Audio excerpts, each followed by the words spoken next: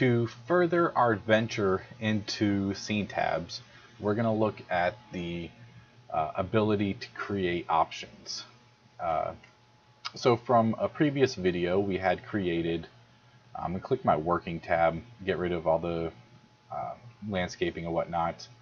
So if you remember from previous videos, we created a 3D version of our standing seam roof and a 3D version of our flat tile roof. So maybe we'll use those, and we want to look at the different options of roofing materials.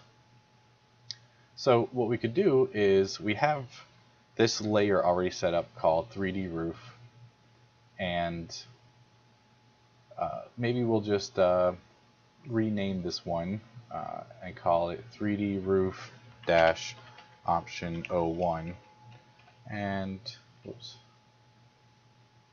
3D roof dash option 01. I'm going to copy that because maybe we'll make an option 2 and an option 3. So if I hit Shift E and go to my entity info, you'll see that this one's already set to option 1, and we'll set standing seam to option 2 and our flat tile to option 3. Now if you remember, if you've watched the previous video, I talked about whenever you add a layer, it automatically is turned on in every one of these. It's neither good nor bad, you just need to be aware of it, so that when we go to say option 1 or view number 1, you see that all 3 roofs are turned on. So I'm going to turn 2 and 3 off and say update. But what I also want to do is go to Scene Manager and say maybe this is 01-A, and I want to make a copy of that by hitting the plus sign. I'm going to call this 001-B, and I'm going to do the same thing a third time for 001-C. Now I'm going to again go to working, which puts my roofs back on, and I'm going to turn 1 and 3 off. I'm going to paint this back just to its normal base material real quick.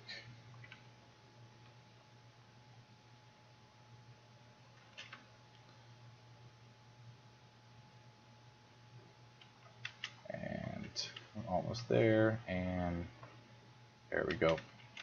And now I can grab this roof and I'll slide it over the distance I need to, and we'll come back to B, and we're going to turn option 1 off and put option 2 on and say update. Now we can do the same thing. We're going to go back to working tab, so my roofs are there, and I'm just going to slide this one over the required distance. Now when I go hit O1C, I'm going to turn option 1 off and option 3 on and say update. So now you see that if I go between option 1, 2, and 3, all it's doing is the same thing we were doing with everything else, of just using layer controls to change the scene. We just happen to be leaving the camera in the exact same position and updating the type of roof that we want to add. And so then we can do the same thing on 2. So again, you can see all my roofs are on, just simply because whenever we add a layer, it's on and on everywhere. So we would just need to come in and make sure we turn these off and say update. You know, if we want to do the same scenario again of showing the roof in all 3 fashions, and maybe we'll quickly do that just to run through it again one more time. So let's go Scene Manager -A, and then we'll add and go 002-B, and we'll add and go 002-C. And there we go. We'll turn this off and we'll go back to A, which is 1 but not 2 and 3, B, which will turn 1 off, turn 2 on, and leave 3 off, and so we'll update, and then C, which we will turn 1 off, leave 2 off, and turn 3 on, and update. So now as you can see, we have the exact same series of options, and we can look at how the roof changes really quick. So again, maybe we just want to look at the options on scenes 1 and 2, but scene 3 we want to make sure we just want to leave as, say, the base material. So we just need to come here and again make sure that these are turned off and simply update. And we could do that. Really, there's a quick way of doing this if we know that we want to do that for the rest of them. So we don't have to do that for each one of these. I can stay here on my scene 3, and I'm going to activate my scene manager and highlight, say, my 50, 51, and 52, and I'm going to right click these and say update scenes.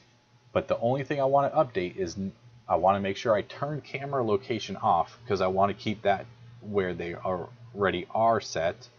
I'm going to turn everything off except for visible layers.